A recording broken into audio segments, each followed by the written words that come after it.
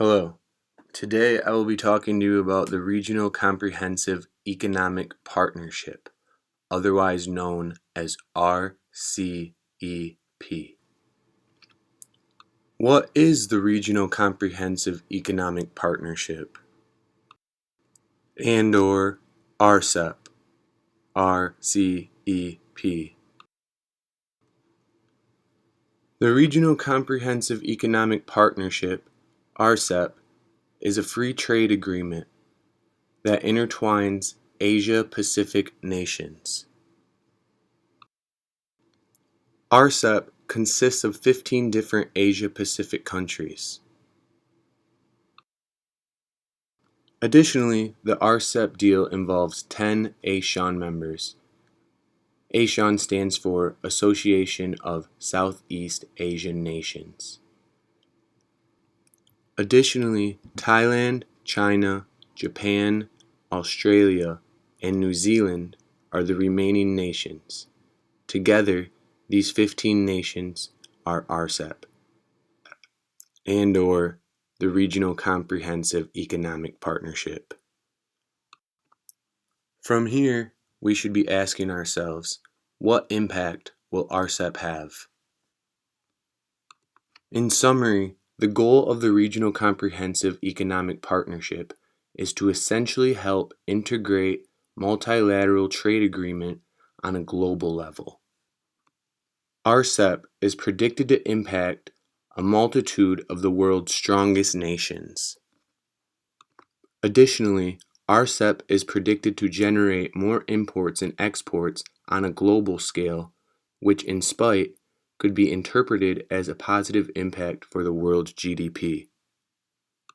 However, with that being said, China and other Asia-Pacific nations are seen to be as the ones primarily benefiting from this new RCEP deal. Nevertheless, unity may possibly be on the horizon. In regard, RCEP signifies the first time Japan, China, and South Korea have signed a deal. Goals of RCEP. What are the goals of RCEP? Primarily, the main goal of RCEP is push towards promoting free trade agreements on a multilateral and mutual ground for the nations involved. Other areas of focus include creating free trade zones. In other words, tariffs on goods will be cut back tremendously or possibly even disappear completely. Grounds of RCEP. Origins. Now, I'm no history buff, but I feel it is important to examine the origins of RCEP and other free trade agreements that have taken place throughout our time. Now, looking back on a little bit of history and where free trade agreements started, one can understand that the Great Depression resulted in the collapse of international trade. In spite of the Great Depression, the United States saw opportunity in a multitude of bilateral agreements with a number of different nations. Free trade agreements began to emerge. General agreements on tariffs and trades, general agreements on tariffs and services, trade-related aspects of intellectual property rights, and the Trans-Pacific Partnership, and other IGOs such as CPTPP, otherwise known as the Comprehensive and Progressive Agreement for Trans-Pacific Partnership. Nonetheless, the World Trade Organization and other international organizations such as the European Union, North American Free Trade Agreement, which evolved into the United States-Mexico-Canada Agreement, and/or ASEAN, are all representations of how groups such as the World Trade Organization have evolved and implemented ideology of free trade throughout time. Actors involved in RCEP. The main actors involved in the Regional Comprehensive Economic Partnership are the 10 members of the Association of Southeast Asian Nations, ASEAN: Brunei, Cambodia, Indonesia, Laos, Malaysia, Myanmar, the Philippines, Singapore, Thailand, and Vietnam. Additionally, as stated before, Thailand, China, Japan, Australia, and New Zealand are the remaining 5 nations. Collectively, these 15 actors make up the RCEP alliance. Identifying RCEP as an actor. The Regional Comprehensive Economic Partnership has a variety of ways it can be examined. The RCEP agreement affects a wide range of people from the local populations to the global populations. Additionally, RCEP is also predicted to not only affect people, but will likely have effect on the natural environment. Nonetheless, the best fit identification for RCEP is an intergovernmental organization, otherwise known as an IGO. Level of analysis. The Regional Comprehensive Economic Partnership takes up a lot of mass. In regard, the level of analysis for this international relation can categorize RCEP under a democratic, interstate, and global level. Domestic level, because there's new economic sectors and industries. It contains a form of democracy among the nations involved. There are plenty of public opinions on the new RCEP deal, and forms of nationalism can definitely be identified considering the fact that China, Japan, and South Korea are just now working on a deal together for the first time in history. On an interstate level, we can recognize that it is possible RCEP will create a transfer of power. We can also conclude that there are a number of IGOs inside and working with the RCEP alliance. There are a number of different trade agreements in act, and we can see that there are a number of forms of bargaining, especially when you take into consideration how RCEP has essentially evolved from CPTPP. However, the bargaining strategies revised from CPTPP to RCEP have excluded previous subjects that were once on the table for bargaining, such as data information and health standards for workers in Asia Pacific nations. It seems that RCEP has revised CPTPP in the way that now aligns more or better suited with the opinions and perspectives of Asian Pacific nations on how they view the health of their workers, and additionally, how they view and value data information and other technological advances. Realism versus liberalism. RCEP presents many characteristics that would argue the entity acts under a realist approach.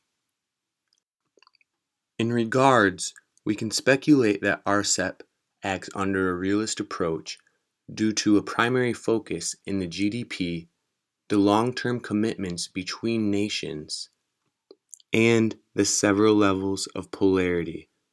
These all seem to make up many components of RCEP as an actor.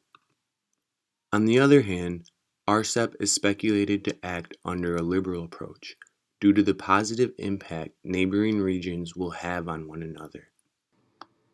Another reason RCEP can be speculated under the liberalist approach is due to the fact that it has created an institution which essentially falls hand in hand with the idea of the liberal. Conclusion. In conclusion, the Regional Comprehensive Economic Partnership is on schedule to begin 60 days after January 1st, 2022. Characteristics of the liberal and the realist can be highlighted when examining RCEP. Furthermore, free trade and global unification tend to be the recurring goals of predecessors such as the World Trade Organization. Be that as it may, when examining RCEP, it is important to consider the prior trade war between China and the United States. From here, is it possible to consider that the actors of RCEP have camouflaged intent? In other words, is RCEP a new age Trojan horse for the United States? Whatever it may be, whether a Trojan horse or a blind side, we all know that all good things come to an end, and the shift of power changes, the tables turn, etc., whatever it may be. Now, if you pay attention to the way that the world's been going, we can definitely understand that China has been gaining a tremendous influence of power in the past couple of years. With an exceeding rate of imports and exports, leaving from China to the EU, it's definitely reasonable for the US to be worrisome or to maybe see RCEP as a Trojan horse. However, China can definitely say that RCEP is more of a liberal approach due to the positive impact that it will essentially have on these Asia Pacific nations. But on the other hand, you got to consider the fact that you can keep some things to yourself. And when you think about things like that, then you're more on a realist approach. And so as we know, Obama, I believe, signed us into TPP around 2015. A couple years later, Trump pulled us out of TPP with his whole focus about America first. Little did he know how that would affect us in the long run. In regards, it's also kind of funny to think about how we pulled out of TPP and yet Trump considered jumping back into TPP, but instead landed a form of agreement I believe was called the Phase 1 Agreement. Now, speculating on the Phase 1 Agreement, I'm pretty sure it wasn't that successful. Basically, we were supposed to export about 200 billion some odd dollars to China, and then China was going to export about 400 some odd billions of goods to us. And so it was basically a mutual agreement. Like, you buy stuff from us, we'll buy stuff from you.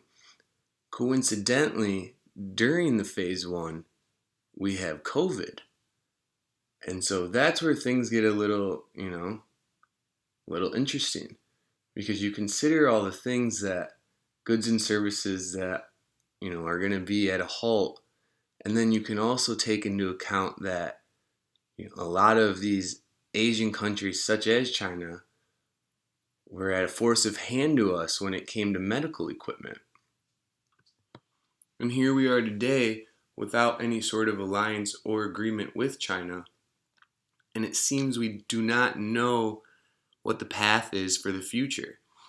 Because back in the fall, the United States, the United Kingdom, and Australia signed an agreement called AUKUS, which essentially brings nuclear power into the Indo-Pacific region to Australia.